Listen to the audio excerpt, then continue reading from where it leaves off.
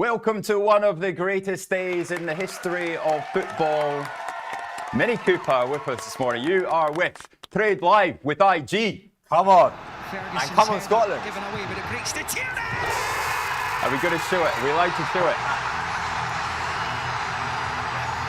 Show the goal, come on! Right, that's it. I've had enough of you English. Here we go. Come on! Come on, Scotland! First time in 28 years. That's longer than this man has been alive. It's 1998. And I remember that. Unreal. I thought we were done for. What, forever? No, it was 2-2. Oh, okay. Well, I mean, partly forever. I mean, geez. But it was the Danes equalised, and we went into the 90th minute into extra time, and it was 2-2. And if it had been a draw, we had to go into the playoffs, and we know what happens in the playoffs.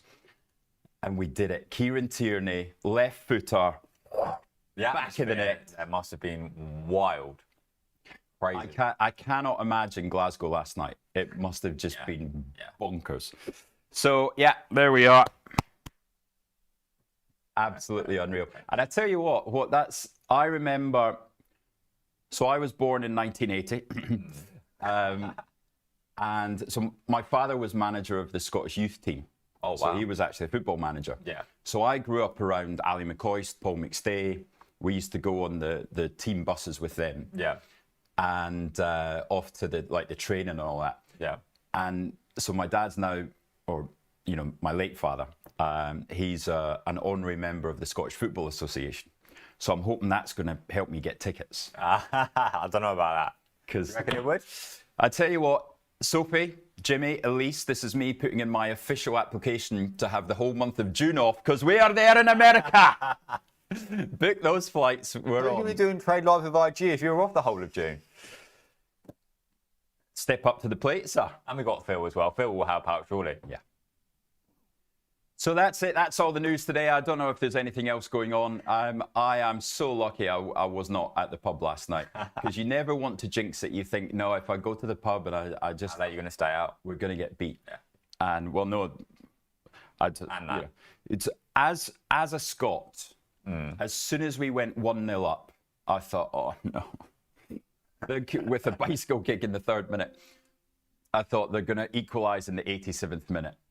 And that's it. And we're going to be, all our hopes are going to be built up for 84 minutes. And then, so surprisingly, you're actually more relieved when they score in the 50th minute because then you're fighting.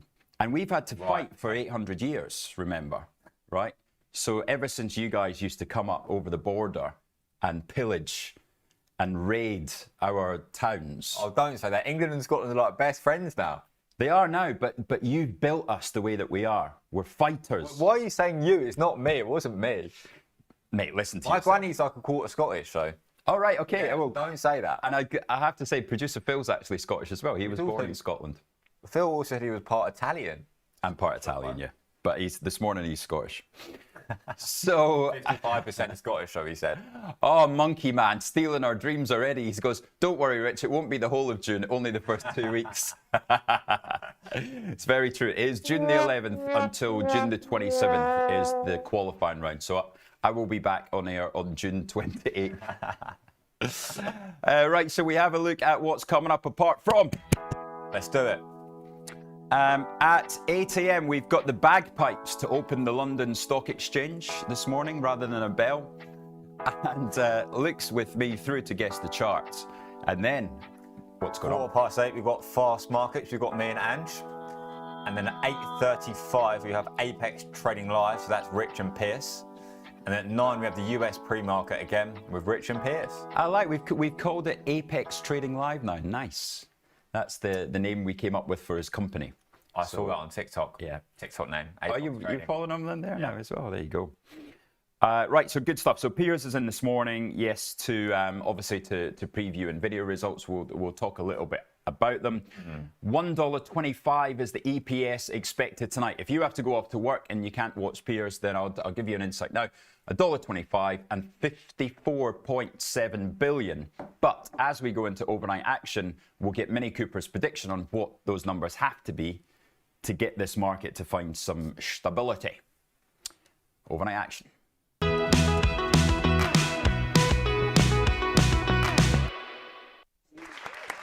Right, so $1.25 EPS, they normally beat by about 3 cents.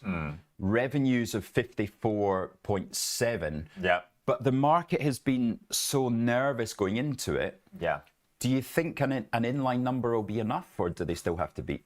I mean, I'd say they have to be. I mean, this is a big one because I've actually got the weightings here. Of course, there's a little bit of prep beforehand. Fantastic. On how much NVIDIA actually have, how much weighting they have on the price of the index. So, of course, as a lot of people would know, NASDAQ is market cap weighted. So, therefore, those companies with a larger market cap have more of an impact on the index, right? It's just like the FTSE 100. So, as an example here, I have got the numbers. This is as of October the 28th. NVIDIA make up a 10.4% market cap weighting, Microsoft 8.5, Apple 8.5. So it's huge. So it's huge, yeah. And of course, even if you don't just trade the equity NVIDIA, you trade the NASDAQ, and of course that is going to have a huge influence. So arguably, you know, the whole market's really just waiting for these results. Yeah. It's clear that NVIDIA is like the godfather of AI. Obviously, we saw AMD report quite recently. I'd argue maybe AMD, Broadcom are potentially the closest competitors, but at the moment, it's looking like NVIDIA is just pulling away. They're so out there. There's not really a competitor, is there? Exactly. But if there was, it'd probably be AMD would be the closest, but not too close at all.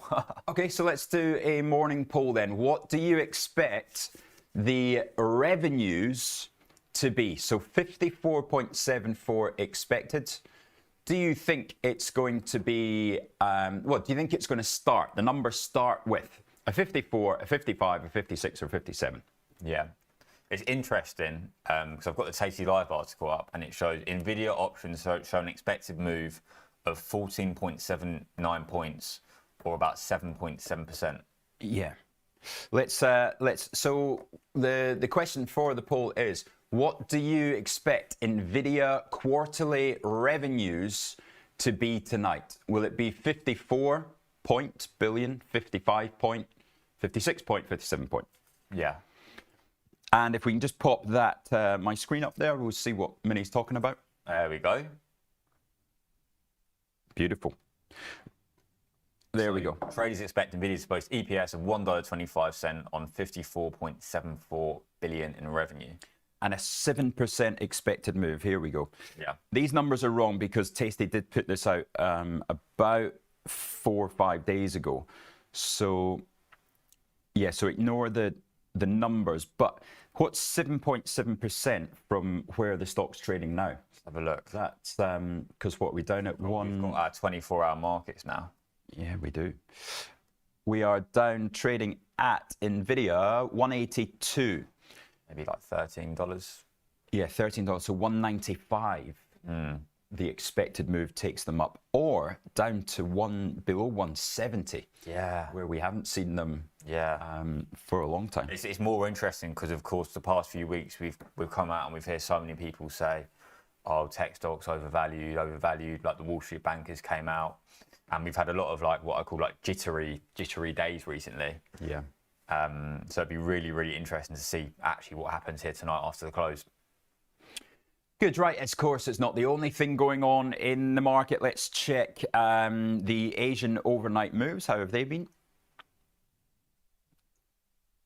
So we got the Japan 225 was down 0.34%. HS50 down 0.4%. We've got the China A50 up 0.74%. And finally, the Nifty 50 up 0.43%. And then the futures, we go across to them. We're seeing the cash market trading at 6626, so small higher. Yesterday, a really interesting session. So looked like we were all doomed, right? A bit like Scotland, it looked like at probably about 4 o'clock. it felt really precarious. But then good old Donald came out and saved the world yet again. So as I mentioned on the Discord to everybody, Saudi Arabia came out and saved the world with $1 trillion of deals into the US.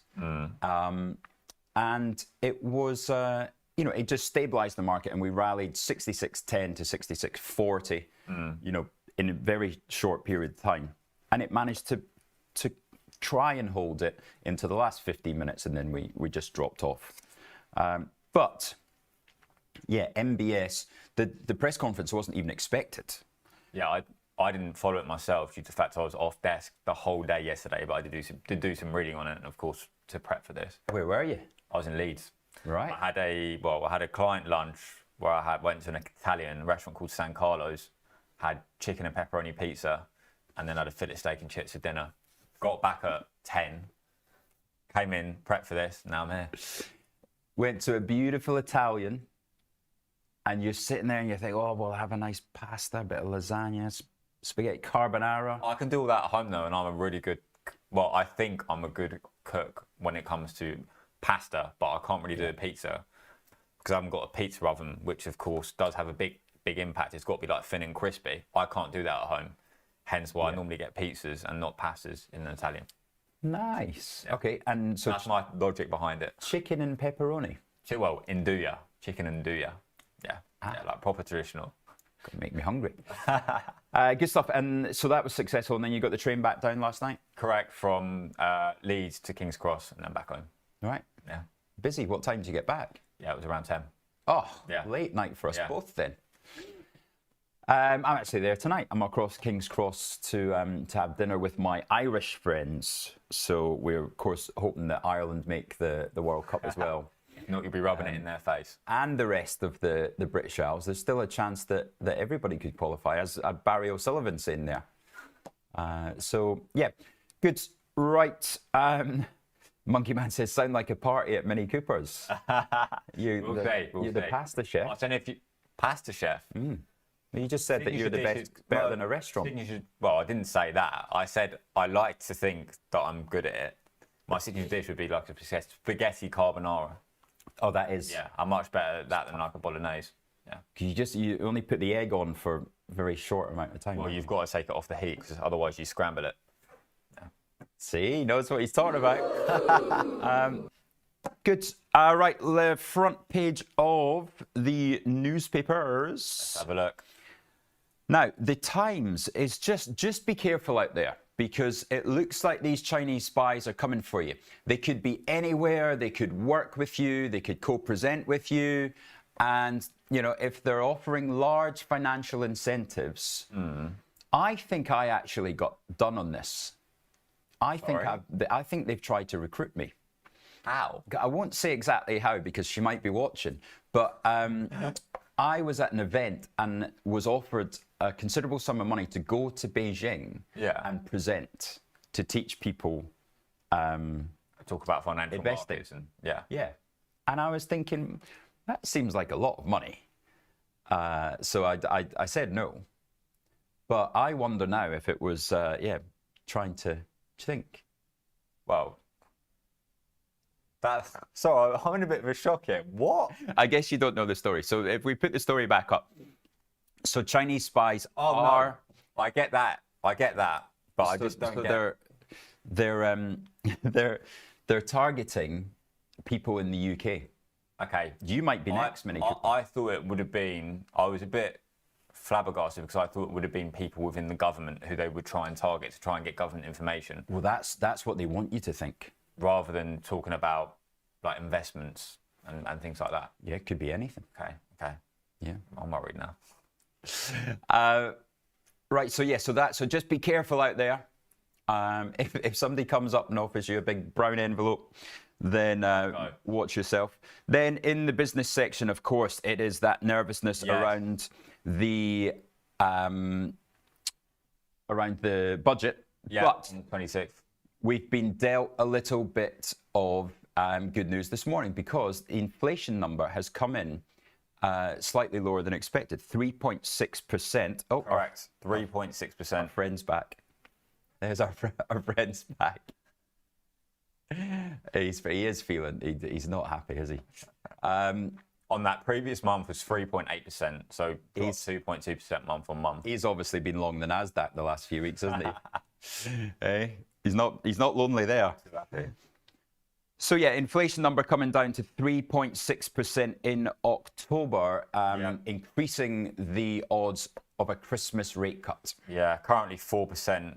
I mean, in the UK, of course, 4%. We'll see what happens. Obviously, it's come down a lot from its highs. So it was 11.1% in October 2022, which, so from that to where we are now, you know, it is a good jump, but still not the government target, which is for CPI 2% plus minus 1%. Could argue that's still because of like high food costs and things like that. But of course, we've seen, well, it was so high during October 2022 because of Russia and Ukraine. Obviously, you've got, you know, like higher cost of oil, so cost push inflation and things like that. But it'd be interesting to see if we can get it closer to that government target of 2% plus minus 1%. We certainly hope so. So yeah, down to 3.6. Core inflation 3.4, and then the RPI. I don't think anybody looks at the RPI anymore, but that's at 4.3, so it is slightly higher. Yeah, I think that's because RPI and CPI are slightly different. So RPI takes into account housing costs and things like that, whereas CPI does so less than RPI. Hence why RPI is usually higher. Yeah. It used to be the target when you were at school. When I was at school. Yeah. It's you've got like, well, there's another measure of CPI called CPIH, which does actually include housing costs, but it's obviously they use CPI. Yeah. It's interesting because I was reading on CPI how they have like a basket of goods. That's how they measure inflation, and you get goods come into it and you get goods come out of it. Mm-hmm. So interestingly, some of the goods which come into it have been yoga mats. And like, you know, like, yoga mats, and you know, what's the word for like those headsets, like the virtual reality. VR. Yes, that's it. So they've actually come into it. So they keep modernizing the basket. Yeah, exactly. And this is a bit odd, but turkey mints got taken out. Although it doesn't make sense to have new technology like a VR mask in there, because obviously that price will be coming down. Yeah, well. So they're kind of fudging the numbers there. Depends if more people are actually buying these, and if so, that would be taken into account in the so-called like basket of goods. Yeah. God, brilliant. Good factoid. Yes. Yeah. Right, front page of Financial Times. Well, it's talking about Iran and Russia. So we've got Chinese spies, the front page on the Times, and Iranian nuclear experts meeting Russia. They're trying to scare us, aren't they? Yeah, I mean, yeah. Iranian nuclear experts held second covert meeting with Russian Weapons Institute. I mean, you just don't know. You just don't know what's going to happen. No. It is worrying, a second meeting actually, because you know that means they got somewhere in the first one, obviously. So. Yeah, and it's interesting because stories like these now have much more of an impact on markets when Trump actually comes out, makes an announcement, rather than macro numbers such as NFP, CPI, which did move markets, I'd say, more in relative terms before Trump got in on November the 5th last year. Mm-hmm. So now, you know, things that move markets more are really announcements from Trump rather than this macro data. Yeah. And then talking about trying to scare us. Oh, they tried to scare Poppy. Is Poppy out there? Are you listening this morning? Because there was a chance of Wimbledon debenture tickets being stopped at face value along with the rest of the tickets in the UK, but no, they are part of funding the tournament. So you've really got to let them kind of go on the resale market. Yeah. So debenture tickets will still be okay. When I managed to get my sister some debenture tickets back in the day, and Cliff Richard was sitting behind her. And of course the rain came down and Cliff actually got up and started singing. So it's the time of her life. And her and her husband there. So right, I think that's almost us then, isn't it? 7:49. Have we got anything out this morning in the UK? Yeah, so I've got Jet2. Out. I saw they announced a share buyback. I mean, overall, Jet2. Let's get the price chart up for Jet2 because I've done a little bit of research on Jet2 beforehand. Have you been on? When you say you've done research, is that going on one of their holidays? I have been on many of their holidays because, well, I'm from near Stansted Airport. Did you get the £50 discount? £50 discount. Well, I normally go on Jet2 holidays when my dad books it, so I don't pay for it. I'm not sure. It's a family of 4. Yeah. Yeah, save £200 on a family of 4. Okay, I didn't know that. But yeah, what I was reading about Jet2 was so mean to me.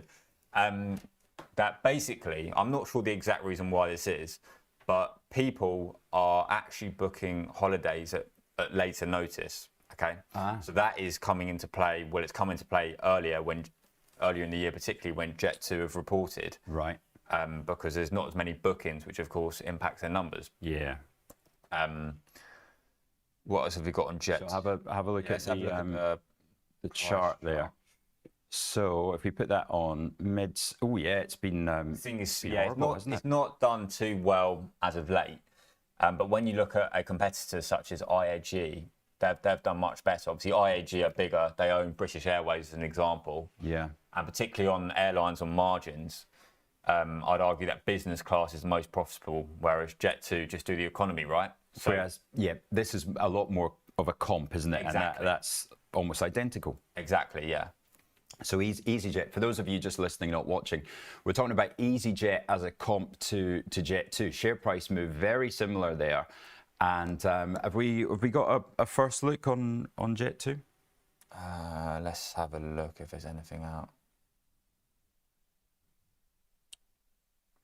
No, not seeing. There. Here we go. Jet2. So price expected up 1% this morning. H1 revenues of 5.3 billion, which is up 5%. PBT of 800 million. God, they make quite a good profit actually. Good, yeah. They're on track to meet full year expectations, and there has been a 100 million buyback launched. Very nice. I think with the airlines, they are sort of vulnerable to if you're going to see a recession, because obviously most people would spend holidays, it'd be disposable income, right? Yeah. And if there was a recession, then of course people would buy the necessities rather than go abroad, right? Definitely. You say that, but I mean, nothing beats a Jet2 holiday, does it? I mean, to be fair, going abroad does seem to be cheaper than going away in the UK at the moment. Yeah. So yeah, hence your trips to Sweden. Well, Sweden was an expensive one, but Portugal was cheaper. Right. Yeah. What else we got for you this morning? Lloyd's expected unchanged with an acquisition of Curve. We'll look into what Curve is for you. Severn Trent have had numbers, the water company, up 2% there. So 1.4 billion, the numbers are just trickling out as we speak. Smiths Group up 1%. We've got, God, yeah. What are you laughing at? Sorry, I thought you'd have that one on tap. Oh, come on. Smiths Group up 1%. We see trading in line with views, 1 billion of a share buyback there. That's Smins. And then Tesco is expected up 0.5% with a continuation of their 1.4 billion share buyback. Okay, nice. Oh, WH Smith. Right, we've got a mover, people. I do hope that none of you... there we go. Andrew McKelvey actually just gave us the heads up there. WH Smith, profit warning, and the CEO is gone. Oh, dear. So this is an independent review on the overstatement of North American trading profit. Now sees 5 million to 15 million. Let's have a look at this statement. Gee, I don't know too much about the fundamentals on WH Smith, but I'm just bringing up the price chart now. Oh, well, I mean, it's been a disaster. Yeah. Client sentiment, I'm just looking at a client sentiment page on the platform. It shows be high. 51 to 250 IG clients with open positions in this market, 97% of which are long. So therefore 3% short. Oh dear. Interesting. Right, findings following the independent review from Deloitte. Carl Cowling resigns as Group CEO. Expected cost savings of 5 million will not be delivered in full year 25. The remediation plans being implemented. The North America headline trading profit expected 5 to 15 million. Accounting treatment was not consistent with the company. Yep, we know that. All right, are they down 10% on this? It's interesting because normally what happens when we do see a big move, as an example, if there was a big move in WH Smith at 8 o'clock at the open, it would be in what we call like an extended auction. It may not open for 4 or 5 minutes. So you see like an orange call to close on the platform. Let's see where WH Smith are. Yeah, look, they've never recovered from that. So we're down. We were trading at £14, £12 in at the start of the year. We're now trading at £6. Is this a £5.50 stock this morning? Well, we shall. We'll find out. I mean, I was going to say, aside from that, when I think WH Smith, I always think like in-store presence, and you could argue with like Amazon as an example, who are online. It's a better business model because obviously you've got No, but it's not. It's just airports and train stations now. So you've got a monopoly. Oh, I didn't know that. When you're flying to, you've got to pay £4 for a Mars bar or £2.50 for a packet of discos. Yeah. So I don't think anybody really feels that sorry for them to see the stock go lower because we get rinsed every single time. Airport, yeah. But it is a monopoly. You can't buy a packet of salt and vinegar discos and a can of Iron Brew at Boots, the chemist. I'll never get that. So it's too unhealthy. Every flight for me, that is. Good stuff, Stephen Connolly. Thank you. Hoping his portfolio performs as well as Scotland. Let's hear it again. Producer Phil, Kieran Tierney in the 92nd minute. He's going to line that up for us. I'd say the whole country jumped at once. The whole country was watching. Ferguson's header given away, but it breaks to Tierney!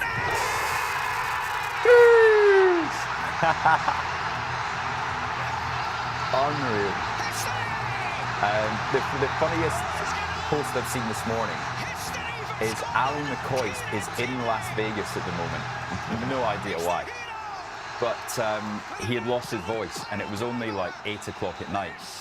And he was saying, I'm going to have a big one in Vegas tonight. But, you could hardly hear what he was saying. So excited, as everybody is. And especially going into that last goal. So, obviously, we were trying to waste as much time as possible. We're trying to waste as much time as possible. I've never seen this happen. I don't think I've ever been this happy. So the players were taking the ball into the corner flag and, kicking it. And then suddenly... he gets the ball, I think it must have been on the halfway line. Yeah. And Schmeichel's is out on obviously the edge of his box. And somebody in the crowd just goes, shoot! And it's almost like he heard him and he went, hi, I better shoot. And then boom, back in the net. And that was it. The game was over. Good stuff. Right, we're going to do a quick 1 minute break and we'll be back for the open of the London Stock Exchange with bagpipes this morning, not with a bell.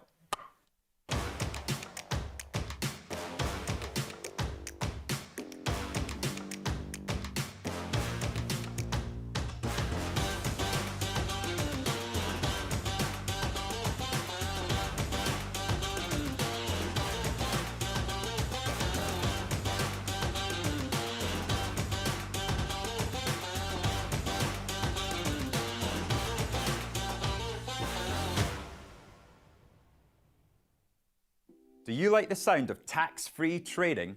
Well, that's exactly what spread betting enables you to do. This tax-free way of trading lets you speculate on the price of over 17,000 financial instruments, like shares, indices, forex, and commodities, without actually owning them. With spread betting, you can benefit from both rising and falling prices, letting you find the perfect opportunity. So if you think the market's going up, you buy. If you think it's going down, then you can sell short. Not only is spread betting exempt from capital gains tax, but it's also commission free. All you pay is the spread. With us, you're not alone. You're part of a wide community of traders that you can learn from. We've got the experts, the tools, and extensive educational resources to help you on your journey. If you're not quite ready to trade with real money, you can always give it a go on a demo account. Open an account today, join the conversation, and be inspired to make moves.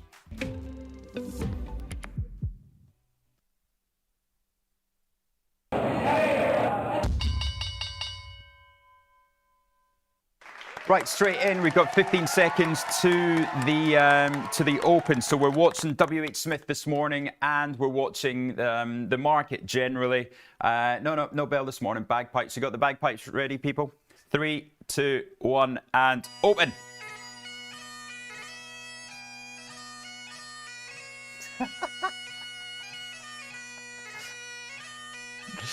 Brilliant. I don't know. Am I going to take bagpipes to America? I'm certainly going to take the kilt. Right, we are off and running then. Don't expect WH Smith to open for 5 minutes yet. Right, let's get into this. Fresnillo up 2.63%. We've got Hammerson up 1.82%. There was also news out on British Land today. They're up 0.74%. BAT up 0.48%. We've also got Diageo there up 36 basis points. We've got Tesco down. Obviously, you announced about the buyback earlier. Well, Diageo's interesting actually, because that has come back quite a way since we had the new CEO announcement. So if you were looking for a chance to buy these things, as we said, there's a little bit of a delay, of course, because he doesn't start till January. Okay. Then he's got to kind of find out where the toilets are in the office and stuff. Lag, yeah. And then you're probably going to see some kind of strategy update come out in maybe February or March. Yeah. So you do have time to wait, but I've sold the 1650 puts, so I'm in at 1650. Yeah. Right. We've here in WH Smith is actually open, so it wasn't down 10%. That So was a little bit of a move. too much, wasn't it? Do you buy the announcement? Andrew McKelvey, let us know what you are doing, because we know you're the man in these UK mid caps. Unfortunately, this is now a mid cap because of that 50% drop on the year. Oh, it's tricky. Down 3.38% now. Yeah, it was 4.16 when it opened. I'd have to do the numbers on it, but I might do that after we come off air actually. So WH Smith, is it finding a base somewhere? It was, before this fraud, it was trading at £10.50. Yeah. I mean, going back to Jan 2020, it was trading above 25. So yeah, huge drop off. Almost a 5x drop. Okay, let's see who the losers are on the day. So yeah, WH Smith's is now down 2.85%. We've got Burberry down 0.57%. We've got Smith's Group down 0.25%. GSK down 0.5%. And we've also got Rolls-Royce there down 0.7%. Okay, cross in Europe then. Let's just have to get rid of that. Sorry, guys. Let me just take the screen down for a second. Thank you for zooming in so much, Rich. Helps with my poor eyesight. Yeah, it does, doesn't it? Right, there we go. Nope, we'll leave it up. Right, go on. So we've got Total Energies up 1.08%. We've got Rheinmetall up 0.7%. We've got Deutsche Telekom up 0.71%. We've got Nestle up 0.54%. We've got Puma there, Rich, up 0.49%. And Ryanair up 0.27%. Havas, bit of a wide spread there, so we'll know that one for the moment. And then Kerching, Gucci down 1.4%, 305. We've got, Volkswagen, Porsche down about 40 bips. Nothing really there, is there? No. Adidas, 153. Do you know what? I'm going to have a little... I almost bought a pair of Adidas. Remember, we were short at 210, but I think these are now coming down to the kind of level. I tell you who'll be at dinner tonight. One of the boys that works for Nike. Oh, okay. So we'll get some kind of feel of the vibe in the business, and see if they really are inspired by Elliot Hill, or if he's thinking of leaving. How long's Elliot Hill been there? Is it around a year now as a CEO? No, not quite. Not quite. About just under 7 months. Yeah, just under. Yeah. So, but he he came in quick and he hit the ground running. Yeah. So unfortunately, they're not getting the market for it. It's difficult at the moment because I think there's a lot of other competitors in the market which Nike are competing with. Yeah. Yeah, I mean, particularly in China, where there is a huge growth in demand, but it seems to be they're going with more like local Chinese firms rather than, let's say, Nike or Adidas. Yeah. Yeah, of course, On Running had great numbers. So let's have a quick look at... They're good shoes, to be fair, as well. So yeah, this put a bit of life back into Nike because, of course, Deckers hasn't been great. It looks like On has won the race against Deckers. And it really, because they both came off from the highs, but, you know, we'll take a look at Deckers in a second. Of course, Deckers is Hoka. But On, the results from On really boosted the Nike share price. And it does feel like Adidas are a little bit lost, but I'll give them the benefit of the doubt. Especially since we're on World Cup fever. And you're in a very good mood. And the Germans are there. I heard they beat, they won 6-0 a couple of nights ago. So the Germans are there. Of course, the Germans are sponsored by Nike now as well, though. I didn't know that. That was the end. That was the last possible straw for the Nike CEO to go and pick a fight with Adidas. Well, no, the last one. That's another reason he got tinned. So yeah, so Nike at 62.40. Let's see how the guys are feeling tonight about the vibe in the office. What else have we got? Commodities.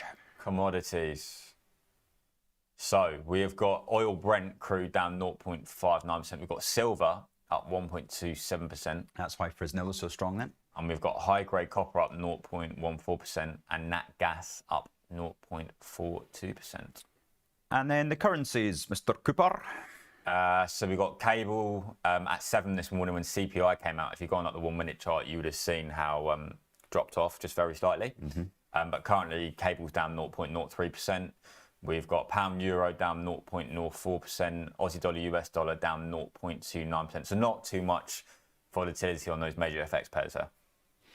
And then just the indices, look at that. How dull is that? That's typical day when you've got a huge set of numbers out at 9 p.m. The market does nothing for that day. So I would expect, it would be interesting to have a look at the straddle.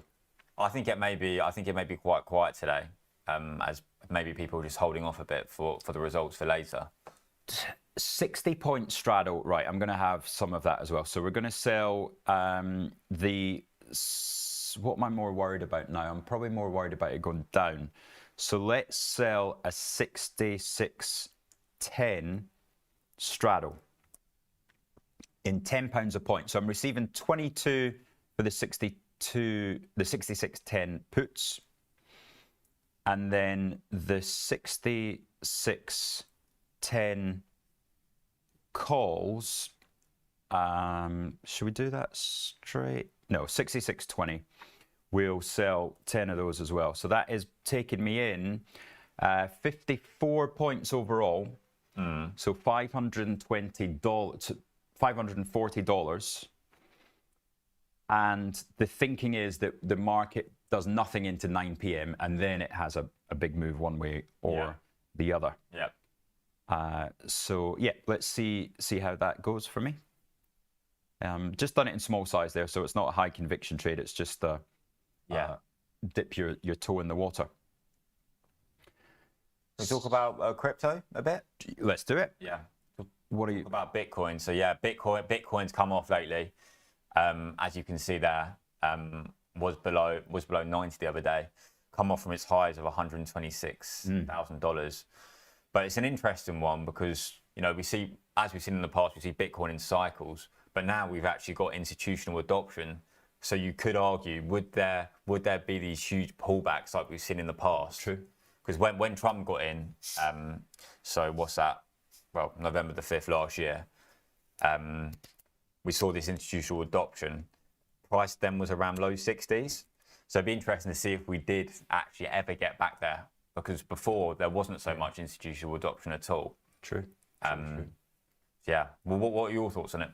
Yeah, it's tricky, isn't it? Because the whole market's been thrown into a deleveraging cycle because of the the huge error a few weeks ago. So I want to see the funding get back to some kind of reasonable level, and that's when I feel that we'll see the bottom of crypto. Yeah. I think we finished the year higher than here. Yeah. You know, I'd be pretty confident on that one. Yeah. Whether I'd want to get into Ethereum or Bitcoin, I'm not sure. Probably a little bit of both. Yeah. Yeah. Cool. Yeah, that's crypto world. But have you got some? At the moment, well, I've got an ISA account with IG, and I've got a bit of MicroStrategy. But it's interesting. They basically, it's I want to say now it's around 193, 194, whereas the top must have been around 450. My average price is 336, but it's non-lev, so I'll just hold it. Yeah. But it's only a small position. But I thought I did want some exposure to Bitcoin. At the moment, I'm mainly in cash. Because am I right in saying that you are as well? Yeah, absolutely. Yeah. I've started dipping my toe in elsewhere, but my workplace pension Yes. is 100%. So my workplace pension is just in like a global tracker, but here at IG, if you have an ISA account, if you have an open position or you traded in that month, then you get the current UK base rate, which is 4% on your cash in your account. That's up to £100,000. Right. Yeah, which is quite good. Yeah. So I do have a little bit of exposure, like I say, to like MicroStrategy, S&P 500 DCS, but I have the bulk of it in cash, getting interest. Good. Right. Wonderful. Right. Before we go into guess the chart, we are just going to show you the most beautiful thing that has ever on. And then in the 97th minute, even though there was only meant to be 96 minutes, look at big up Scotland. And yeah, we'll see you in America. There's a song. The Proclaimers did a song. Can you sing? Can you sing called Bridge? Will you send back a letter from America? We'll see you there because we're on our way. Well done, lads. Angeline will be in after the break.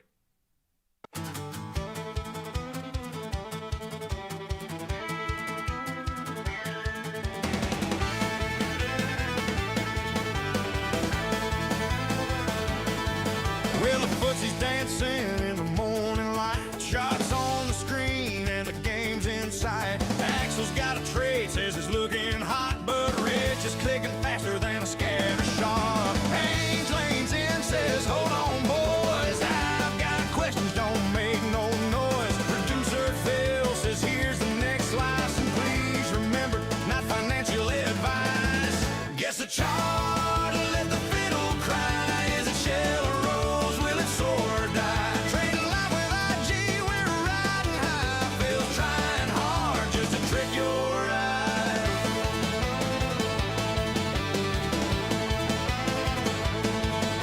One chart's running like a horse on fire. Another stalling just to climb up higher. Rich is betting big on a short he sees. Ames says data first, if you please. Phil drops a curveball, makes him sweat. The kind of chart you won't forget. The bell hits the string, sparks start to fly as the market jumps like a bull gone by. Guess the chart, let the fiddle cry. Is it BT's break or Tesco's high? Trade live with IG, where we're riding high. Phil's trying hard just to trick your eye.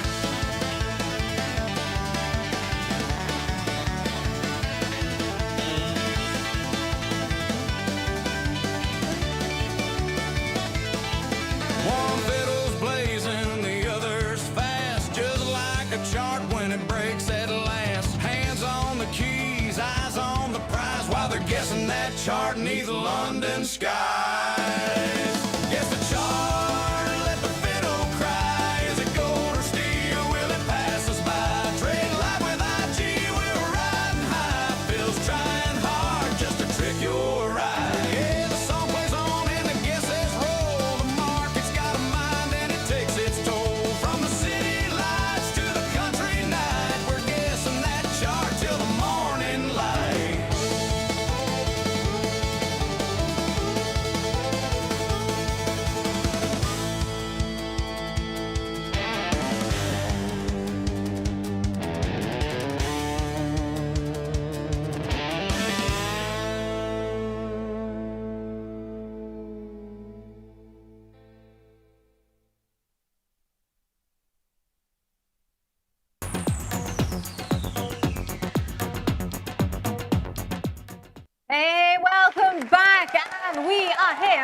US markets. Did you manage to guess the chart, trader friends?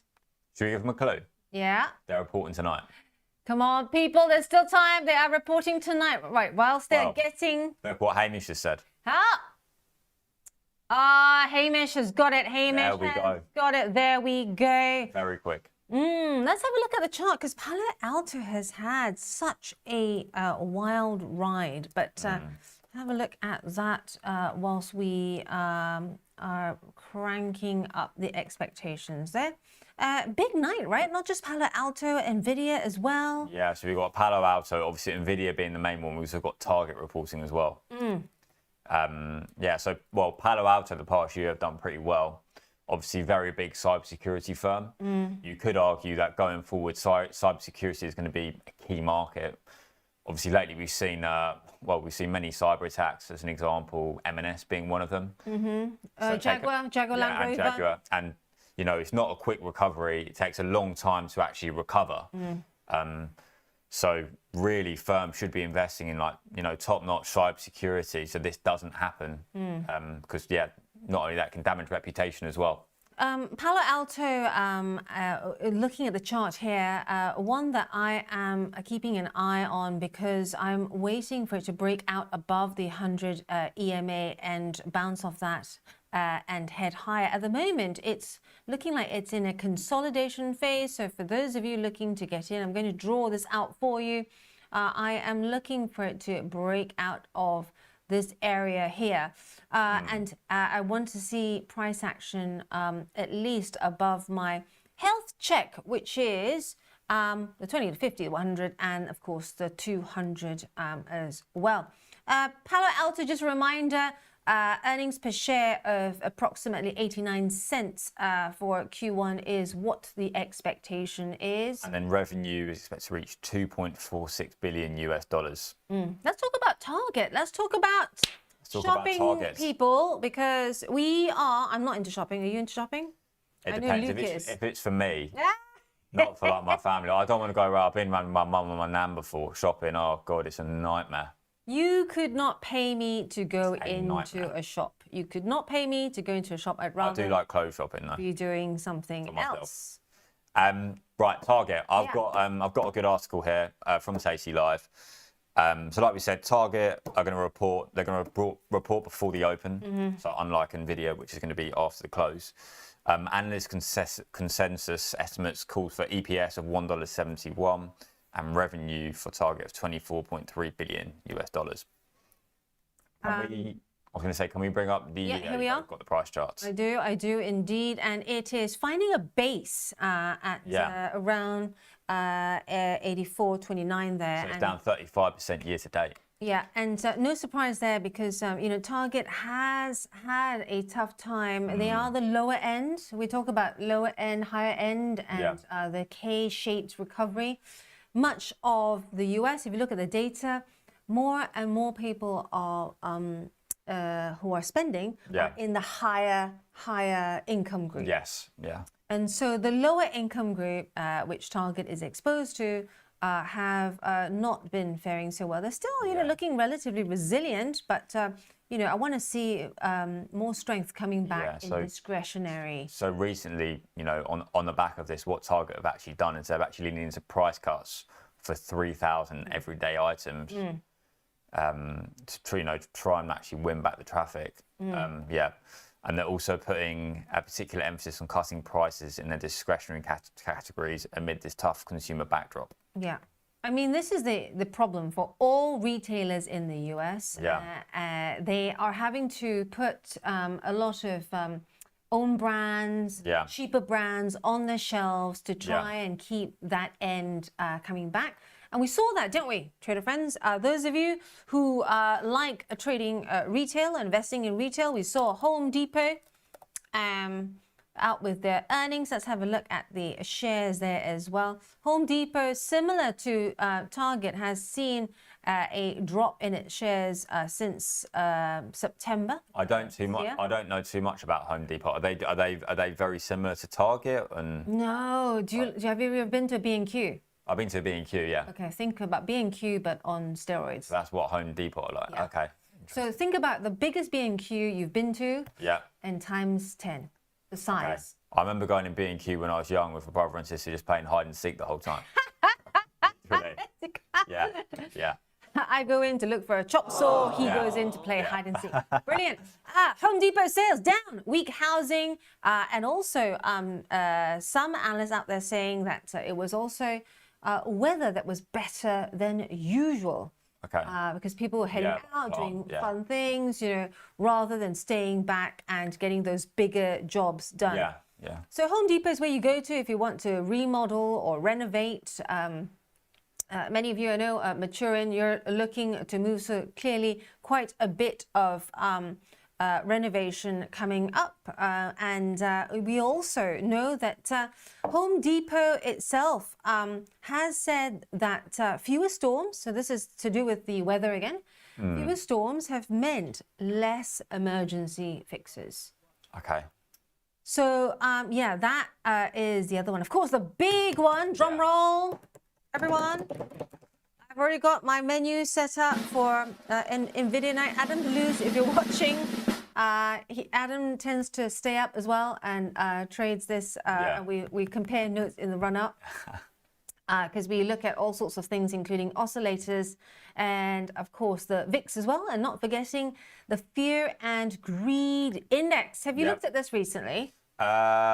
Well, I follow it quite well. I follow it, I'd say, fairly closely, not really closely. I remember VIX in around COVID time, March 2020.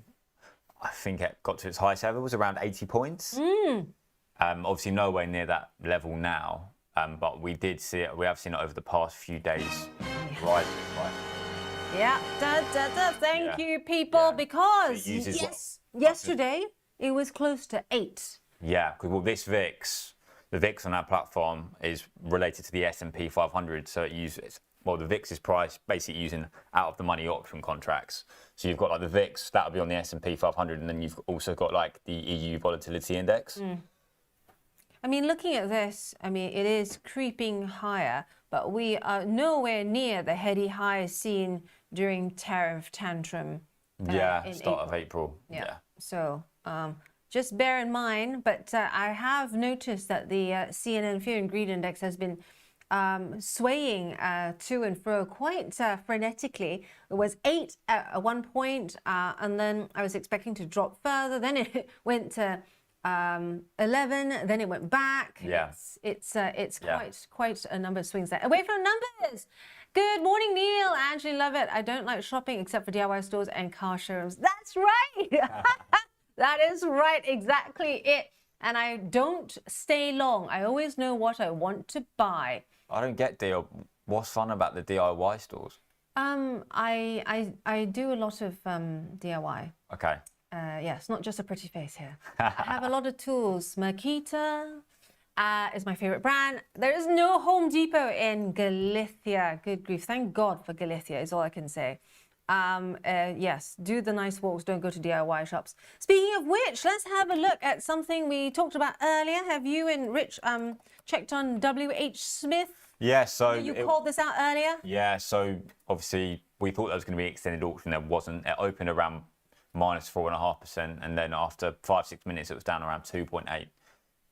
So where are we now? We are down 2.6% there. Okay. Yeah, and WH Smith, still very much a short in my book. It is one that I've often said that this company, I am really surprised that it's still managing to cling on because other than selling expensive chocolates and overpriced magazines, I mean, when was the last time you bought a magazine? I can't remember the last time. I don't buy magazines. Never. National Geographic. That I would part money for. Last magazine I bought would have been like a World Cup sticker book when I was a kid. That probably would have been it. I just don't read magazines. To be fair, my mum and my nana have loads, all these like the good food magazines. Yeah, does your nana buy a magazine? You get she does. You know, like the soaps, like EastEnders and Coronation Street, where there's like all those like stories.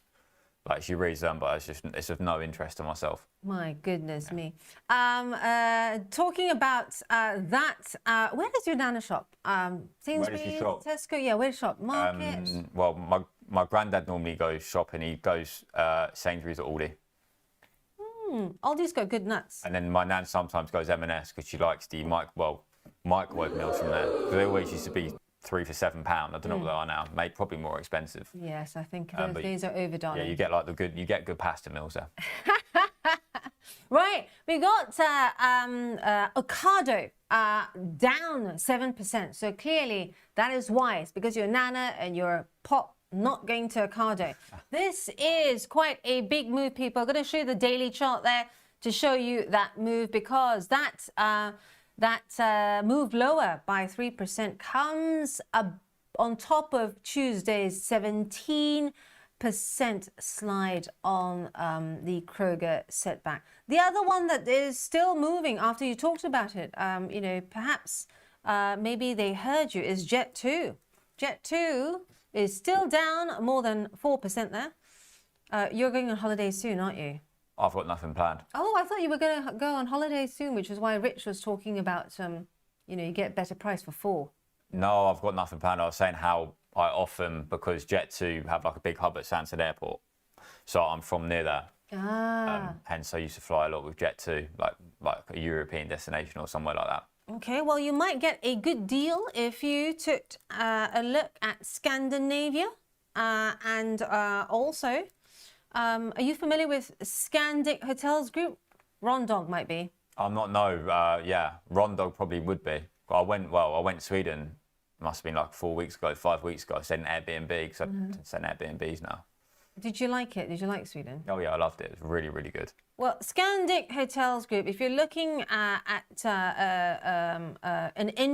looking for an interesting play here, Scandic Hotels has been on a tear recently, but it's recently had the setback tanked after Eindom Spa. Apologies to any Scandinavian viewers there if I have massacred that. Sorry, Ron. Sorry, Ron. Sorry.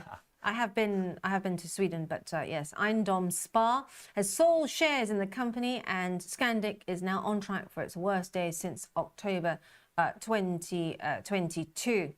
Also, taking a look for Andrew McKelvey and some of you others that are in this, or even I don't know whether you know, Rich might be a customer. Sage Group is up 4%. There was news on them today. I saw on the LSE website. Yeah, they had the results and also the bounces due to the buyback. That's it. That was Yes, the buyback. yeah, That's yeah. right. Also, tell us what you are trading, what you're looking at this morning. James Bennett, thank you there. MicroStrategy appears less bearish now that it trades at 1 times NAV. Were you the one that said you're MicroStrategy? Yes, yeah. It's really come off lately. Really come off. Adam Deleuze, I was just talking about you earlier. Were you on the chat? I was wondering whether you are going to be up with me later on when NVIDIA is reporting. Yeah. Right, let's talk about NVIDIA now, because that is the only party in town today. Can we? I was going to say, can we have a look at client sentiment on NVIDIA going into this, if that's okay? Let's have a look. Here we are, 85% long positions going into the earnings. 15% have short positions. Interesting. Now, what I find more useful, Winnie Cooper, is the bit on the right-hand side. Yeah. And reminder to our friends as well, this is a reflection of the IG community, so the IG trading universe, just in case you were wondering.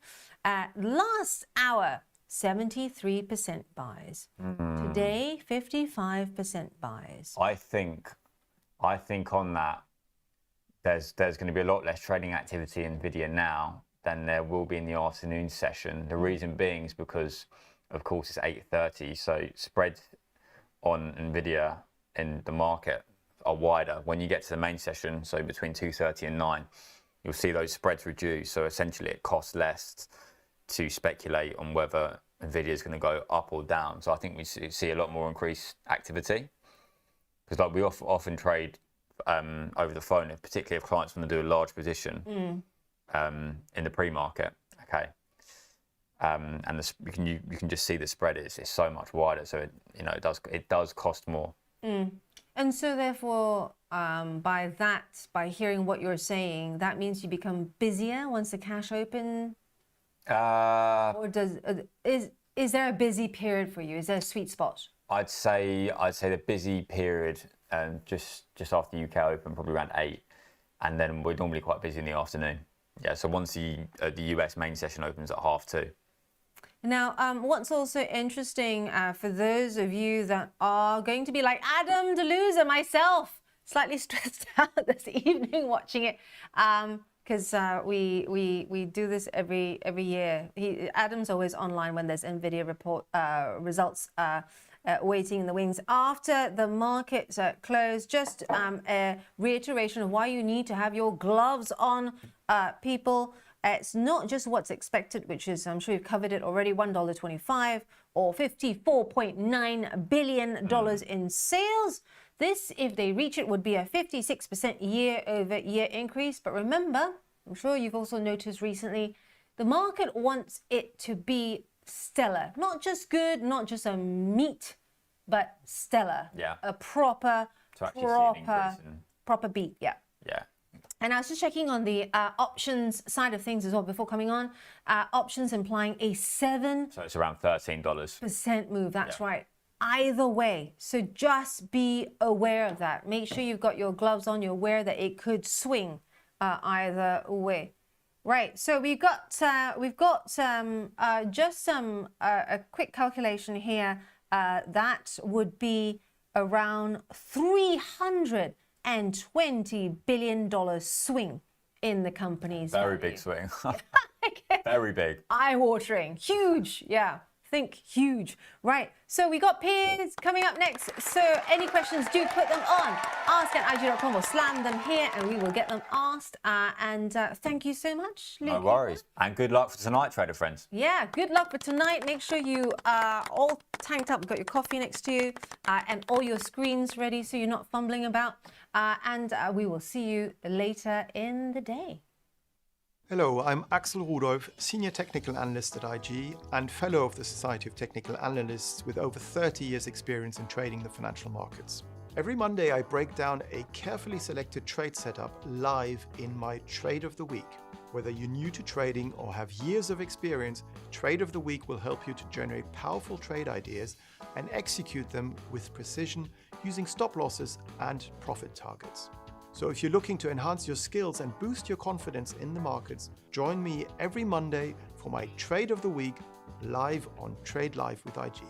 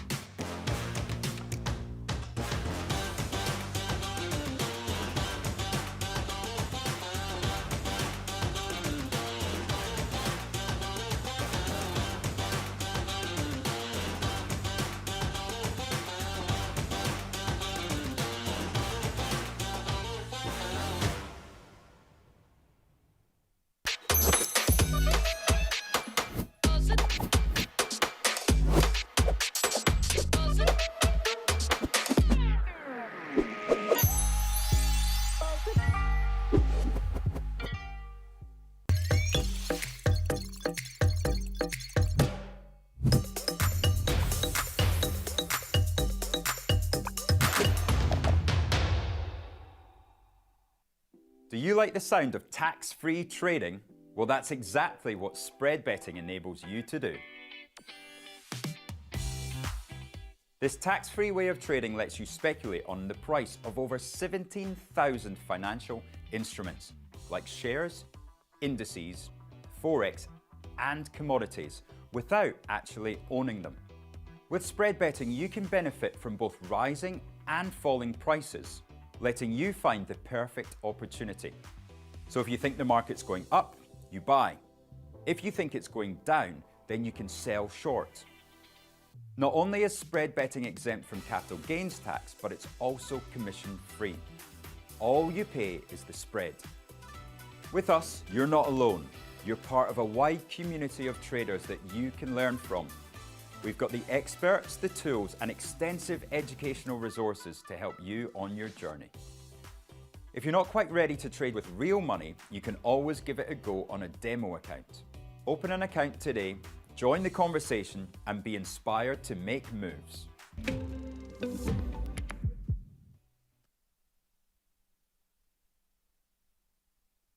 Welcome to The Art of Investing, a brand new podcast to help you achieve your investing goals.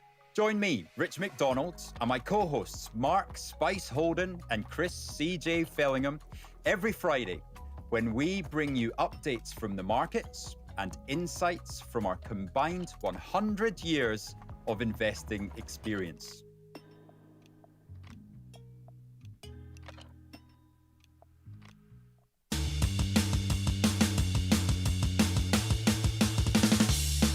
Welcome back. So we got a new section. The section is called Apex Trading Live.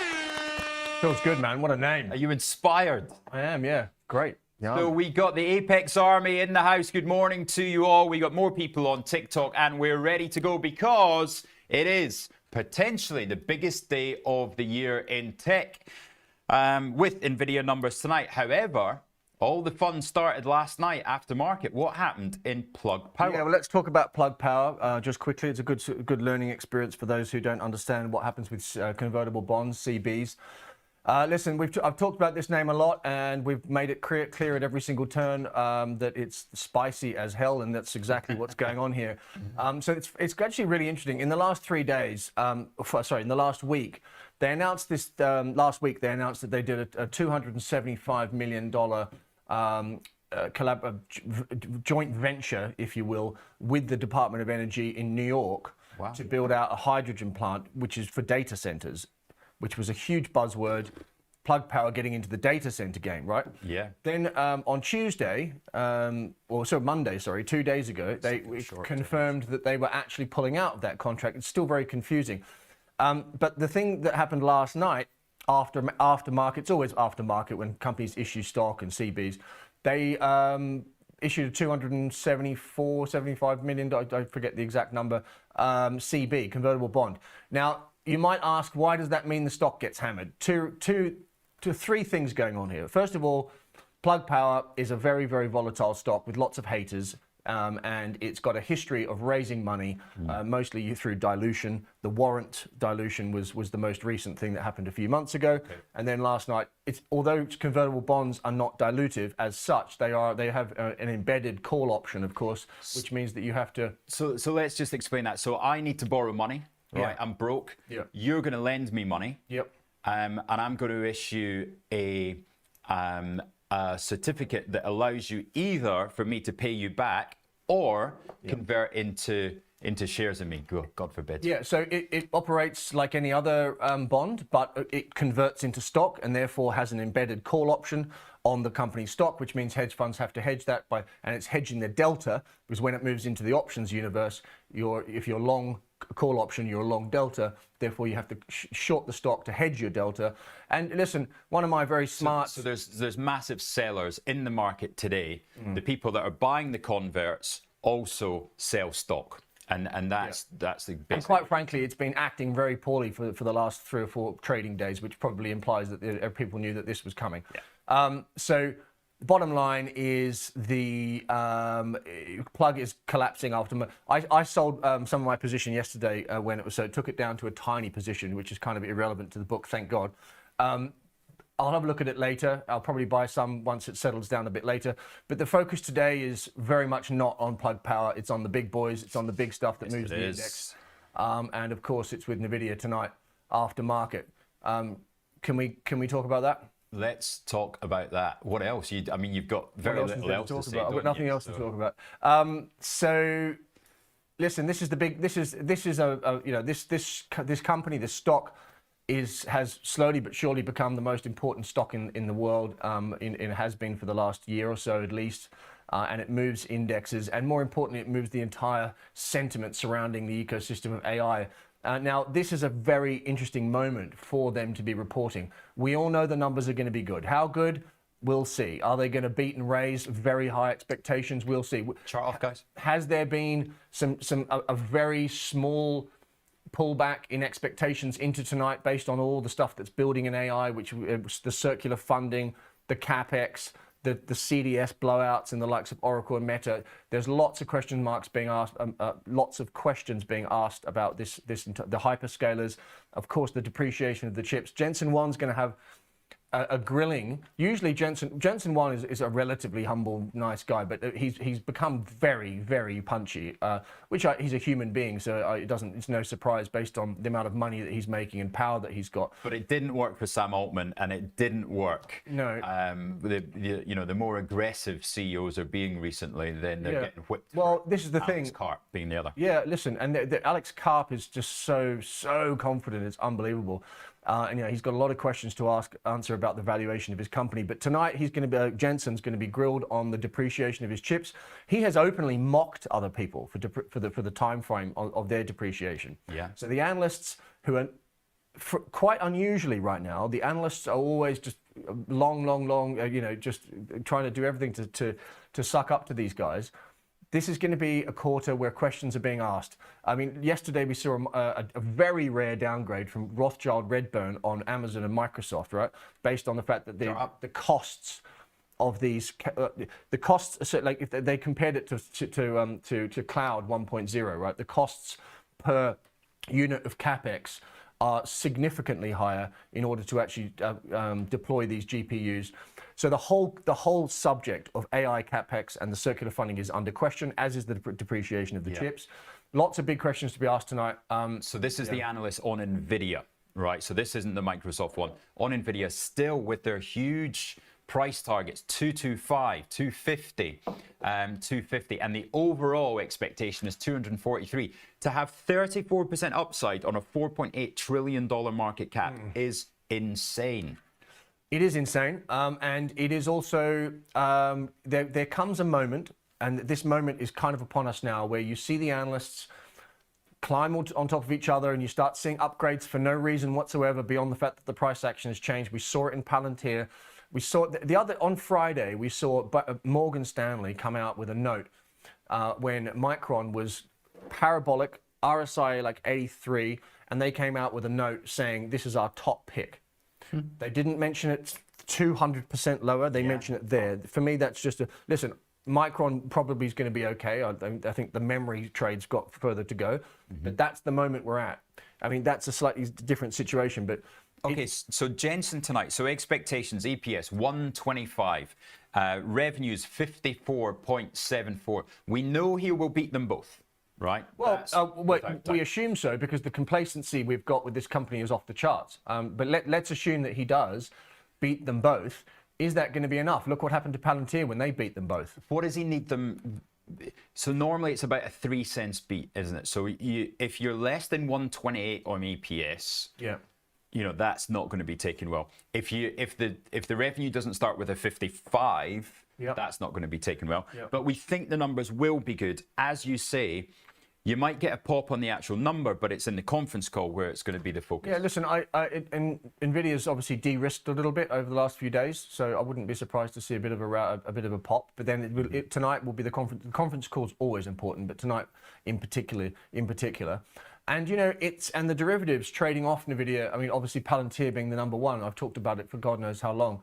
It's the price action shifted a bit in Palantir. Yesterday it was massively underperforming everything else, right? I mean, look at the yesterday QQQ and Palantir underperformed pretty much everything else. There's lots of oversold names in QQQ, like Meta and Oracle are a separate subject as far as I'm concerned. They're both blown up due to their different situations, but it all comes back to the same thing: how much spending they've done and the debt building up on the balance sheet.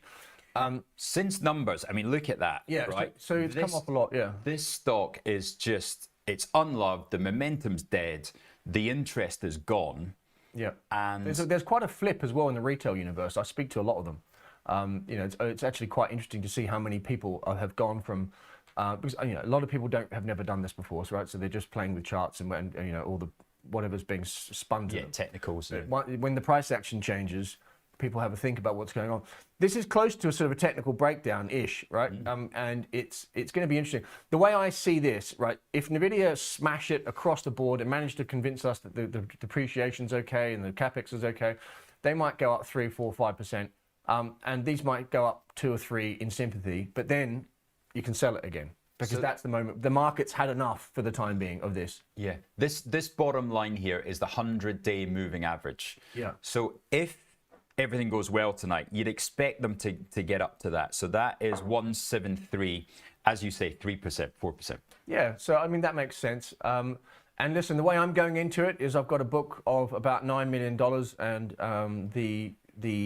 I've got 1 million short Palantir, and the rest is now going to be long. So I'm very long into tonight, and that's Right, yeah. Let's go through your book then. So it's set up. Take us through the. So the setup is it's been a painful couple of weeks, right? I've taken a lot of pain in PayPal. It was a shocker. We'll come on to that shortly. We'll talk about that in a minute, but the setup for that now is really interesting. We can talk about that in a second. Oracle and Meta, the large caps are in there, very oversold for different but similar reasons. But I really like the setup, and also I like the fact that the sellers are just exhausted. So those are quite very de-risked.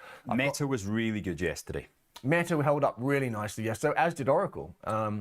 Soundhound got hammered along with all the other speculative, non-profitable AI trades, but it's right back to the 200-day. It's actually gone through the 200-day, but it bounced back and held on to the 200-day, which is a very strong technical signal yesterday. Okay. And it was also, there was some, I forget who it was, I think it was Treast who came out and supported the stock with a note reiterating their $17 price target.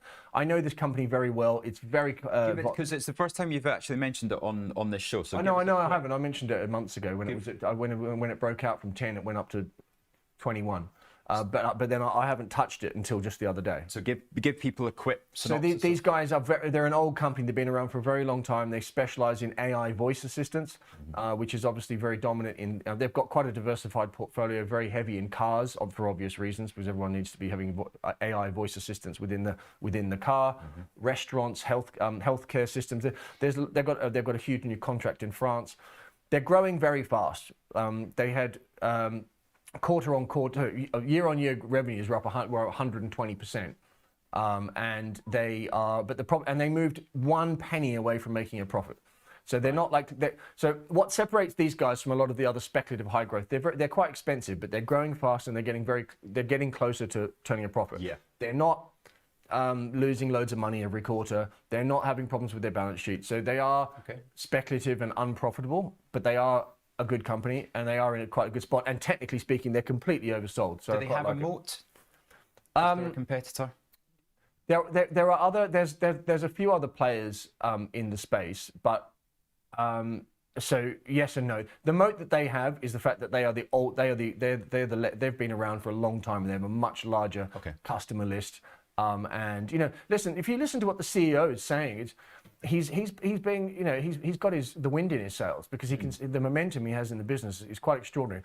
And if you think about AI, what's the most obvious progression of human beings using AI? Like for me, I don't really I hate speaking to robots when I call people or whatever, but using, especially when they become better, voice assistants for things like driving a car and all these other things makes a lot of sense. If I could watch your TikToks but change your accent and change your voice using this, I mean I'm in. That would be valuable. So anyway, Soundhound is oversold, bouncing around the 200-day. Looks great setup for me. I've got Pfizer in the book because it's a high-quality defensive name, and healthcare is very well bid. It's the protection. Sorry, just a question we're getting. What is a moat? M-O-A-T. A moat is it's a metaphor for having a big a moat. Traditionally, it goes around a castle. If you're the castle, you've got a huge amount of protection because of your business. You've got first mover advantage. You've got it's very high barriers to entry, so it's very difficult to get to you. It's probably literally, metaphorically, and literally. And it allows that premium valuation, doesn't it? If you've got a moat and there are barriers to entry. Yeah, I mean, it's hard to create a moat around your business these days, but those who have them are successful. Yeah, Jensen's managed that. Jensen's obviously done that, but the moat has got some cracks in it. So there's that. I've got Novo in there, which is bubbling around the lows, but I feel like that's the bad news is 99.9% priced into that stock. So let's look at the huge rotation that's happened, right? So we know ever since the deleveraging started, the numbers from Palantir, money's been coming out of tech, but the market hasn't really been going down, the S&P 500, because money's been going elsewhere. and it's been coming into your favored sector there. So run us through both Pfizer and Novo's. Yeah, well, I mean, and Pfizer's actually underperformed. There's lots of if you look at the entire healthcare space, you look at, I mean, look at even in Europe, look at AstraZeneca, look at Roche, look at Regeneron, look at IBB, the ETF. We spoke about it last week, right? No one talks about these companies because everyone loves to talk about tech. Of course. But bring up the ETF for the IBB, which is the US ETF. But look at it. Look at it. That's a trade. Look at that versus the Nasdaq, right? And why are we not talking about that? That's the thing, isn't it? I mean, there's always a bull market. That's what you want to be long, right? There's a bull market basically forming in biotech. When we say we're talking about the collective. It's what we would be interested in. I'm just saying what everyone, whether it be Bloomberg or CNBC or social media, no one cares about that. No one even probably knows what that is. It's all the the market's selling off, everybody's in panic. Yeah. Well, not if you're in the right. And I think this is just starting. I think, quite frankly, these companies, most of those companies are really high quality, loads of cash. The market is rotating into companies that return money to shareholders, not companies that are racking up debt on their balance sheet. That's the most important thing you will say on today's show. Yeah, I know. I said it for you because I just know how much you love that. Because that's what stocks are for, right? That's what investing's all about. Eventually, you're meant to get dividends at the end of, in your old age. When Piers is 65 before me, then he wants to pull dividends in so he can look after his. I mean, listen, old school fundamentals have been put miles to the wayside, and I'm not saying that this is going to be this is the end of growth and tech. It won't be, but it's a moment where people realise, especially people who are learning about markets, that the whole point of this game is that. Let's take Palantir. Palantir hope to God that in 10 years' time they're trading around 10 times sales, and they're returning money to shareholders. Yeah. They've got loads of free cash flow, and they're stable. That's where they want to get to, and that's where investors are hoping they get to. But in the meantime, but right now the market is saying, hang on, we've had enough of the expensive crowded stuff. We want to buy quality companies that have loads of money on the balance sheet and returning it to the shareholders. And it's great as a professional. It's great to see because it's been a long time since that happened, and that's being reflected across all the indexes. I mean, look at the FTSE. Yeah, FTSE. I mean, the FTSE's obviously sold off because all the equity indexes have sold off, and it's not all defensive stuff. But if you bring up AstraZeneca, for example, I haven't looked at that chart in the last few days, but I would imagine it's looking pretty good. There you go, on the highs. So. Yeah, there it is, right? I mean, so what other sectors we've seen money come into healthcare? That's somewhere to hide. Where else are they hiding? Well, listen, can I just address that question on the screen, which ties in? It says, "When does the Santa rally begin?" Yeah. Right, Rico Siegel. Rico Siegel. He's one of the good guys. Yeah. No, cool, man. I recognise your name. All right, hello, mate. So that's what everyone wants to know, right? And we may or may not get one. I want to see NVIDIA tonight. I want to see the labour market data tomorrow. Yeah. I want to see all of that. And then I want to have the weekend, and I want to have a breath and have a think about it. And maybe we do, maybe we don't. Probably based on some of the oversold levels in some of the big boys, we might get our Santa rally. But nothing is normal about this year. I mean, you can say that about many years, but this year in particular, just don't forget that Trump threw the biggest curveball that the markets have seen from a president in history. And the market saw the most aggressive standard deviation move in the market in history, followed by the biggest standard deviation move to the upside in history, followed by the AI trade, which has distorted everything, followed by question marks over the AI trade, followed by the whole investment community not having a clue what they're doing.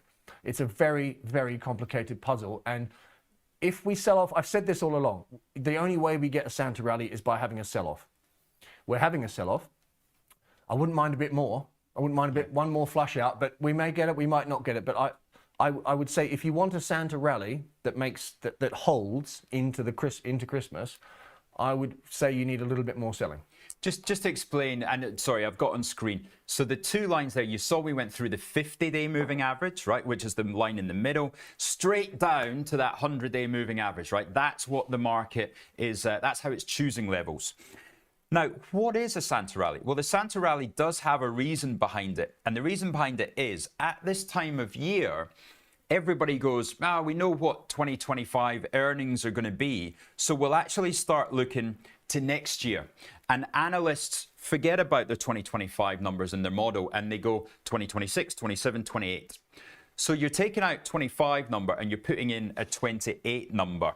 And 28 numbers are far, far higher than where we are currently. Let me just get you the expectations, sorry. So yeah, 310 for next year is the forecast. We're going to finish this year around the 285 level. Do you think we can go from this is earnings per share in dollars. So you get all the 500 companies, you take all their earnings, you add them up, and it adds up to just now 285.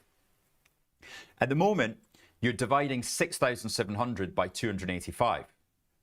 But as we go into 2026, all the analysts start taking 6,700 divided by 310, which is obviously a lower number. So the PE ratio goes down to about 21 times, which is acceptable.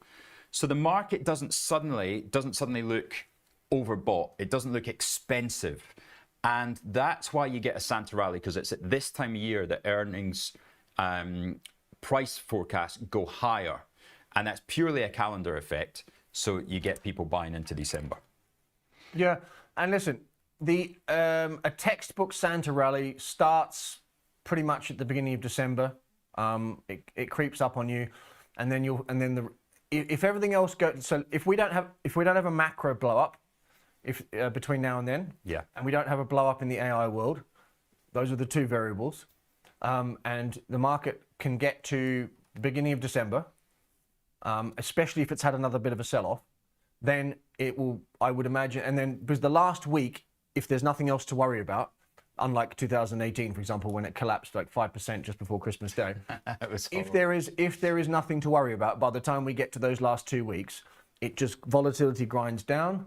And it just grinds and grinds and grinds. And it's very painful. I've tried to short things into that last week before, many years ago, before I had a clue what I was doing. Yeah. And you just get hosed every single day because if no one's got anything to worry about, it's everything you just said about the UPS is correct. But also there's the other factor, which is that if people don't have a reason to sell, they just stop selling. And then you've got a whole bunch of long fund managers, right? So these guys have only got long positions. Now, if the market's only up 8 to 10% on the year, then they want to maximize their bonus. So you'll actually take your stocks higher into that last 3 days of the year. I know because I've worked at a fund and I've been told to do it. So you're trying to suddenly get your performance at 12%, you get paid a lot more for that additional 2%. If the market's up 26% in the year, you're getting paid anyway. So what you do is you actually sell stuff and you get the price lower into the year end. So then you're starting the next year with a bit of a kind of free 2% at the start of the year. So it's all dependent on where the market is. The market at the moment, for me, is now set up for a year-end rally because all the froth has been taken off the top. I agree with you.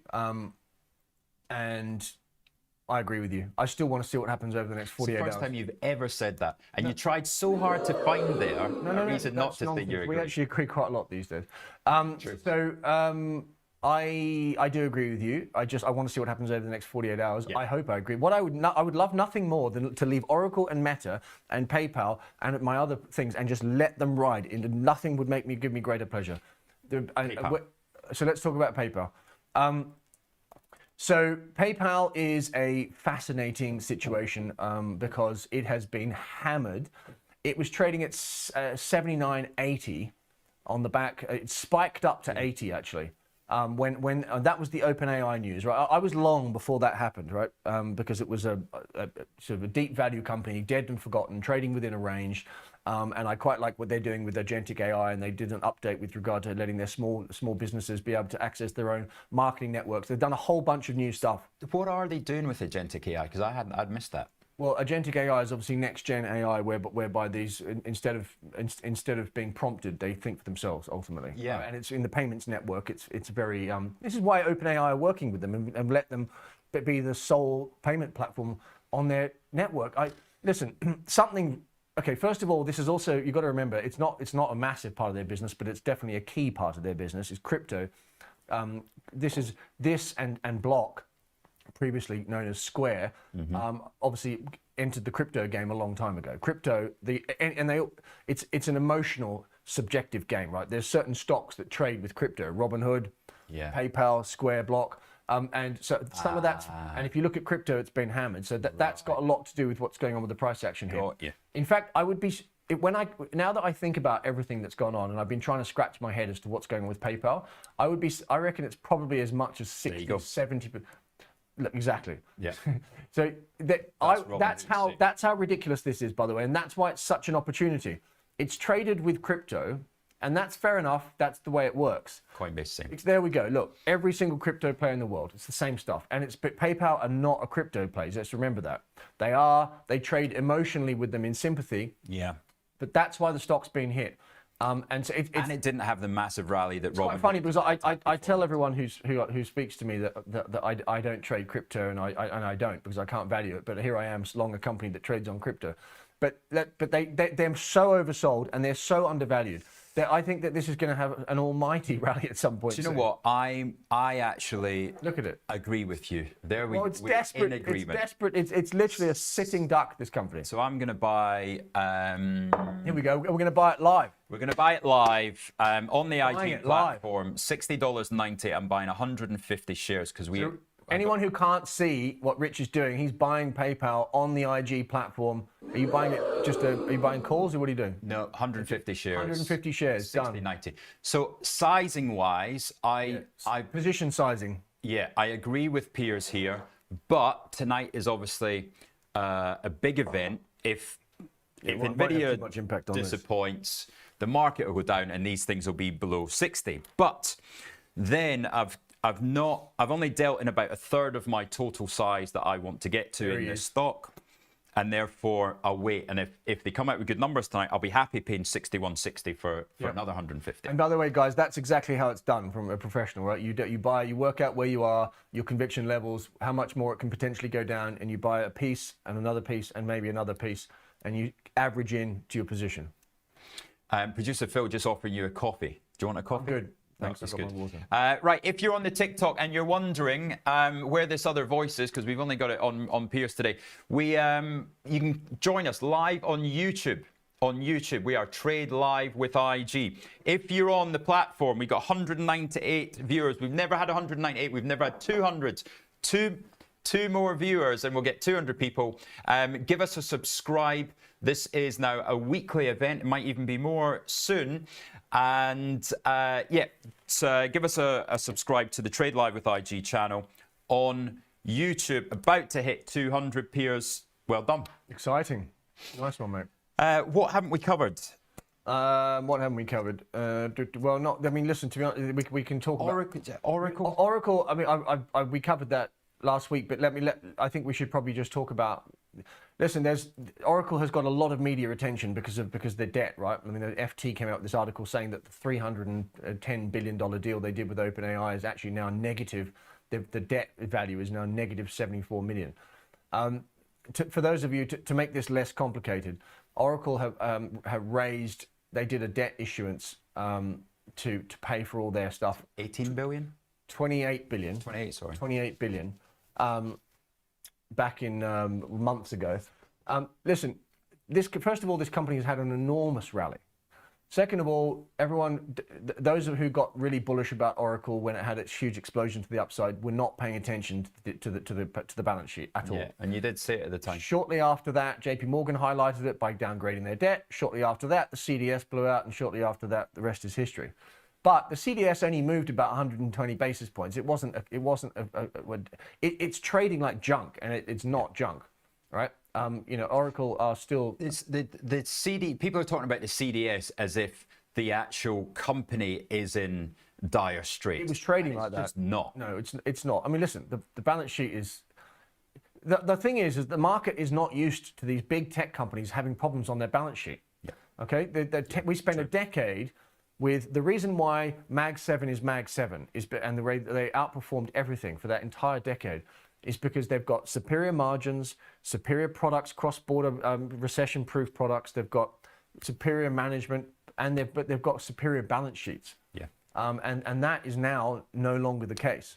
And I also want to run people through, if you've just sold them $28 billion of debt, right, and the whole market is now focused and saying, whoa, those debt guys could have had a shock, buy some insurance, right? Even if it costs you a third of your P&L on that trade, you're going to hedge yourself. Then we had Deutsche Bank talking about hedging the whole space as part of their hedge against their debt commitments, right? So if you're lending money to OpenAI, you can short Oracle stock, you can short all their stock. So it's been a perfect storm against Oracle in the past 3 weeks. I think it's overdone here. And it is overdone. Unless we're missing something, unless they're going to come out with some news that we don't know about, which is I can't see what that's going to be. But we've had numbers, and the numbers were great. When are the Oracle next numbers are coming up soon. On the thank you very much. is it? Can you double check? Is it the 13th, something like that? 9th? Yeah, producer Phil, just go and check that. What date are the next cert? December the 9th, I think. Something like that. Yeah. Can you check? Right now, I received a really good email last night, which is an update on where the strategists think they are. I know you've got some disdain for strategists, but this is Mick Elliott. Who's that? And I'll run you through exactly what he said. He's trying to explain the big picture of what's been happening in the last few weeks. The current wobble, he calls it, which is fair enough. It's been a tech wobble, is just P&L monetization and a deleveraging of crowded trades, not caused by a macro shock. Oh, yeah, that's correct. We don't have a macro shock. Yeah, there's not one. This is the difference. This is a sell-off. This has nothing to do with macro. If it was a macro problem, we'd be down 4% on the index. Yeah, and Jerome Powell came out and said, right, you might not get a rate cut in December. He just doesn't have the data, right? Now he's going to see the data. But even that, listen, we need, in order for the market to have a macro shock, we need the 10-year yield to rip. And we need it to rip because there's a significant inflation spike. It definitely would take more than one high frequency data point. Listen, if the labour market print is at 150,000 less than expected, the market's probably going to have a little bit of a moment. And that'll be in the opposite direction. So if the 10-year yield, it's the speed of the movement, remember. If the 10-year yield rips or collapses, market won't like that. Right, while you're here, let's look at those non-farms then. So here are the projections for tomorrow. What have we got? Consensus is what? 50,000. Well, there we go. So those numbers have come down a lot. But listen, so 50,000 is the consensus number. Do we have the whisper number? I think it will be somewhat around there. I mean, I'd imagine it's probably 45 or something. Yeah. So let's assume, for argument's sake, that the whisper number is 45, right? That's the number that the market really thinks. Let's say we get negative 100,000 as a one-off bad print. And by the way, we haven't had a single bad print on the non-farm payrolls that shocks to the downside for many negative yet, has it? years. We've expected it multiple times years ago, back in 2022, 23. There was some expectation. We haven't had a single one. So if there's going to be a time to have one, it might be now because of some of the disruptions that have gone on with the government. Who knows what Trump's doing, fudging the numbers? I've got no idea. I actually don't have a hell of a lot of faith in terms of what's going on with the data. But let's assume that we do get... it's from September. It's from September. Listen, if that happens, I don't like to gamble or speculate about payrolls numbers because no one gets them right. No one has a clue. We'll find out what they are. And also we take it with a relative pinch of salt unless it's a massive miss, because it is a one high frequency data point. We need that and inflation probably ×2 to confirm a macro concern or not. The more important one is going to be on December the 5th. December the 5th, we'll get the November payrolls, right? And that is going to be the decisive factor on the rate cut or not. There we go, 2 weeks later. Just to finish off what Mick Elliott was saying. The sell-off has been the cost of excess leverage, right? Everybody has felt great on the way up. Everybody's been making money in the bull market. We rang the bell. We warned people, do not be running high risk about 3 weeks ago. It feels great on the way up, but it's painful and messy on the way out as people lock in strong year-to-date performance. The macro story into 2026 is still broadly constructive for most of the institutional investors, despite the new headwinds of credit spreads, buybacks, and Fed hawkish pause. Yeah, I mean, that's smart. I agree with everything that he said. The question we have to face is what happens in 2026. If we go out strong and anywhere near the highs, then what? We're going to probably have a sell-off in January. Yeah. Because that often happens anyway, particularly after we've done. There's a lot of questions that need to be answered in 2026. And if we go into it hot or on the highs, we'll probably have a January sell-off. In many ways, that's how I hope it plays out. I want to be long into Christmas and then sell again in January. That's how I want to do it. But we'll see. Listen, the market is a moving target. We will find out we need to know what the macro is doing before we have a clue, right? At the moment, the market is literally running on AI. It's not macro. Exactly. So you've got, in 48 hours time, you're going to have a much better idea of how the economy looks and how tech earnings AI plays. But on the IG platform, from 24 hours trading, we can get the live prices as they are pre-market today. And you're seeing, right, Google 286, 287, that's up 1%. The rest are fairly unch, which is generally what you find on a big numbers day, isn't it? Google's worth a mention. I find this game so funny. So 4 months ago, 5 months ago, no one wanted anything to do with Google. They thought perhaps that was the end of Google because of the search question mark. Yeah. Nothing much has changed, to be honest with you. Fundamentally, very, very, very little. They managed to beat their numbers. Markets started to get a little bit more comfortable with AI, but nothing's really changed. Positioning changed. Everyone got long alphabet. But then what I love is it's up almost 90%. A company of this size, it's gone almost essentially parabolic for a company this size. And then we get the 13F saying that Berkshire Hathaway bought the stock 3 or 4 months ago, and so then they ramp it another 5. I mean, that's who's pressing those buttons? I mean, there's probably some index players and the funds, the way that the algorithms work. The passive money probably has an algorithm these days that says they have to buy it. But like the other people buying it are just first so thing funny. you do was I didn't want to sell them straight away, but I sold them on that print, and I intraday made 3%. So I sold one of the 320 calls straight away at like 4 minutes after the options market opened. And then they held it there, didn't they? So I sold the 325 calls as well for December. So if the stock does not go up through 320, then I collect, I mean, it's only $500, but it's, for me, it felt like it's not going to 320. Yeah, I agree. I mean, listen, Alphabet are they've gone from being the black sheep of the AI big tech to now front and center, and Apple too. Guess what? Apple were told that if they didn't join the AI party, they were dead. They decided to do the opposite, and now they're actually going to be rewarded for it because they don't have all this capex, and so it's really quite interesting. We asked you in a poll earlier today, what do you expect the NVIDIA quarterly results revenue to start with, right? The estimate is $54.7 billion. I don't bet equals the cut. Sorry, carry on, go on. It is literally an equal vote across the board, whether it's going to be a small disappointment at 54, that's the highest one, but it's much of a muchness. Quite frankly, taking bets on what NVIDIA do and don't do tonight, to me, is just, I just don't, it's not a game I like to play. I like to play the game that happens in the background. And also, I'll play them. If they rally hard tonight and they take Palantir with them, they get sold again. Good, right, a quick look at the book then. We've got... so these are positions, as I say, I just run low risk into a night like tonight. So Whitbread is my biggest position. And then we've got some equal weight S&P, that beauty Illuma, Marvell. Illuma. We've now long some PayPal. I bought some Adidas. We had an argument in here. He thinks he's all cool because he's got Adidas trainers on. And let's have a vote, actually. Let's see. Well, mine are blatantly classier than yours. Who has the nicer shoes? Is it Adidas? Is it Nike?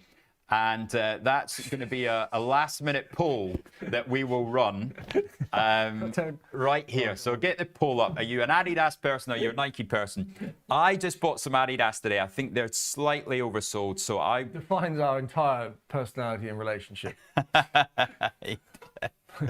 And then, yeah, nothing on the short side. Just the index. I'm short calls on. Gosh, you've got a lot of positions. The index, yeah, they're all just options. So chart off. Thank you guys. So Piers, how are you going to be watching the numbers tonight? You're going to be on your Substack, I guess. I'll be home with CNBC and Bloomberg and TikTok and Substack and everything. Lots going on. And so how do people get your knowledge as the numbers come out then? Well, they come into my Substack and then they get me on tap. Right. Apparently. How much is that going to cost me? Not much. It's basically free, mate. It's £17 a month, which is for what I'm giving is ridiculous. It's essentially free. £17 a month, and you get how much hedge fund access managers does that coming in get there because they only get to pay me £17 a month. instead of paying you proper Yeah, commission? there's a whole bunch of them in there. That's hilarious. You didn't think about that one, did you? No, I didn't. I shot myself in the foot massively. But listen, it's a great group of people. I get surprised on the upside every day.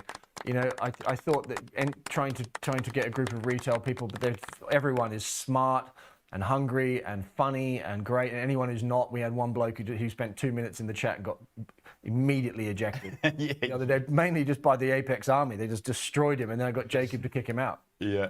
But apart from that one person, Yeah. what a great group of The people. other 500 are top notch. Quality, mate, quality, and it doesn't. No one, you know, I come and join if you fit the category of Good high stuff. caliber person who wants to learn. Right, thank you for coming in once again. It is 17 minutes past 9. We're going to give a really quick result of that poll in a second. Shout out to the Apex Army, and thank you as always, Piers, for coming in. Thanks, guys. Join us tomorrow. We've got another special guest tomorrow who will be giving their value added, not on US tech this time, but we will be giving. Well, John didn't laugh. John didn't laugh. So good. It's so true. And also shout out to Jacob in there as well for all his hard work. Thanks for watching, everyone. Thank you. Appreciate it. Enjoy the rest of your day, and come on, Scotland! Oh, God. First World Cup in 28 years. Oh yeah, where's Peter McElroy? He'll love that. Yeah, done. Done? Done. Done. We'll see you tomorrow.